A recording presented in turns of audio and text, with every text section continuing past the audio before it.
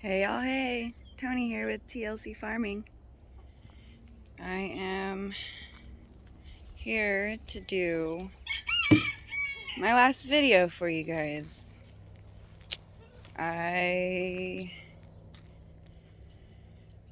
Just as quick as this journey started, it gets to end.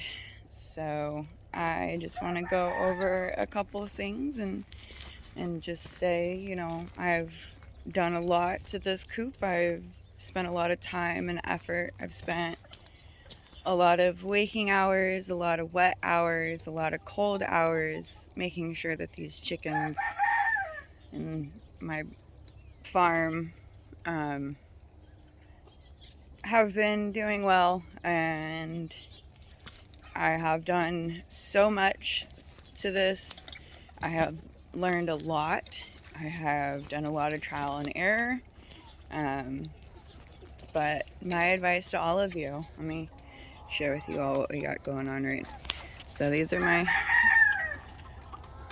lovely birds, my chickens, and my pigs. You can see that I've done a lot of work to this. So my video today is going to be the most educational video that I have done so far because it's the last one I get to make. So here's a couple lessons for everybody who are wanting to learn how to be a chicken farmer. And I tell you this now that it's not hard to start. It's just be prepared. So always have a run. Always have a coop. I've learned a lot in this that you need to be prepared. You need to have everything set up before you even think about starting your coop. This has been one of the difficult challenges that I've had. The most difficult challenge I've had has been just getting this coop up and running, and coop safe for the chickens and dry and out of draft and not cold. And I've learned a lot, and I've done a lot, and I've put a lot of effort into this, and it's all been for nothing. But don't be like me. When you put in the effort, make sure you do it right. Make sure it's done right the first time. You always want to have an enclosed area, so make sure you have an area that's completely enclosed, that doesn't have any draft, that can stay warm for your chickens, because you want them to lay eggs, you want them to feel comfortable, and you want them to pretty much live a happy life because you're gonna be there for them. This area, I have tried and I have tried and I have tried, and I've put in so much effort and so much time making sure that this would be okay and not flood, but it is what it is, and all of the water you can't help. But if you do something like this, and if you live on an area that's flooding like I do, well, for now, get hay, get something, get straw to put on the ground. Sorry guys, to put, you know, on this downside, so it can hold the water a little bit better and out of here. You can see I've been dealing with getting this and all of the mud and making this the right way. I've set up their roosting area. I've done a lot. You know, I've closed this area off. But my suggestion is start with an enclosed area. Start with this closed. Start with this being done before you even add chickens. And if you add chickens or anything, just make sure you get this done quickly. During the summer, you know, you want the vent. During the winter, you know, you want it to stay warm, but it also has to have air, but you don't want it to be muddy. Look at this mud, you guys. You don't want this. This causes bumblefoot. This causes diseases. This causes problems.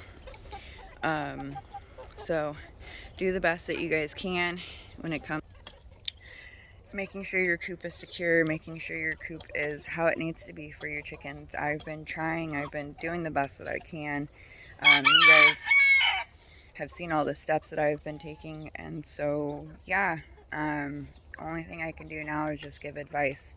And the last piece of advice that I can give is get many, prepare for deaths, but learn from those deaths, because those deaths are always a learning experience and always a reason. And a few reasons could be you don't have enough food, I've had to deal with bullies, so I've had to separate my bullies.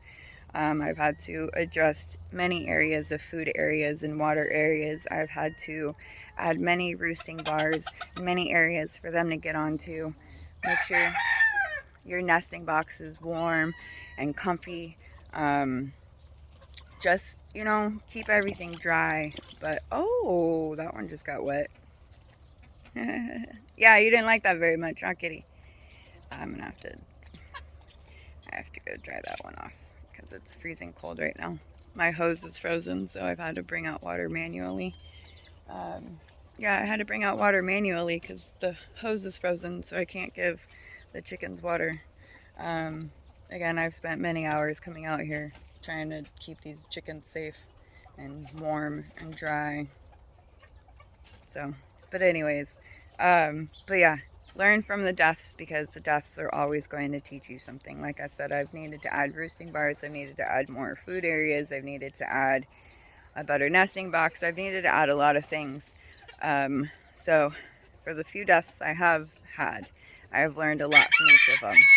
So if you're going to be a brand new chicken farmer, 2 things that I say: get many and prepare for the deaths. On top of that, make sure you have the right chicken coop, and if you don't, just keep learning. Don't stop trying, and don't stop trying to make everything better for these animals, because these animals are precious and there's nothing that they have done to deserve anything other than the love and the care that you give them. I'm gonna miss my chickens, I'm gonna miss my farm, and I appreciate the support that I've had for the last few months. It's meant a lot to me. This has been a dream of mine, and I've been able to live it short, but I've been able to live it. So thank you so very much. Signing off as T.L.C. Farms. Much love and many blessings.